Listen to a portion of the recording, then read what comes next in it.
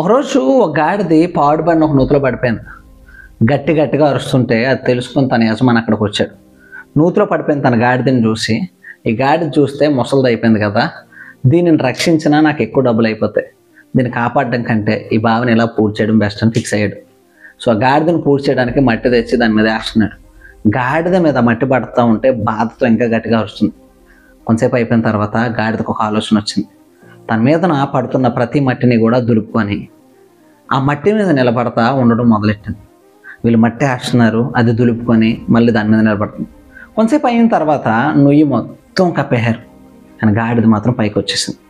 ఈరోజు నీకు చెప్తున్నాను చూడు, మన జీవితంలో చాలామంది మనం పనికిరాము అనే ఒక ఒపీనియన్కి వచ్చేస్తారు. నువ్వేం సాధించలేవనే ఒపీనియన్కి వచ్చేస్తారు. నువ్వు ఎదగలేవని అలా ఆలోచన చేస్తూ ఉంటారు. గుర్తుపెట్టుకో, వారు చేస్తున్న ప్రతి నెగిటివిటీ, వారు చెప్తున్న ప్రతి మాట కూడా నువ్వు ఎదగడానికి ఒక అవకాశం పెట్టుకో. వారు చెప్తున్న ప్రతి మాటను తొక్కుకుంటూ, ఆ నెగిటివిటీ అంతటినీ తొక్కుకుంటూ ఒకరోజు నువ్వు పైకి రా, ప్రతి ఒక్కరూ నేను చూస్తారు.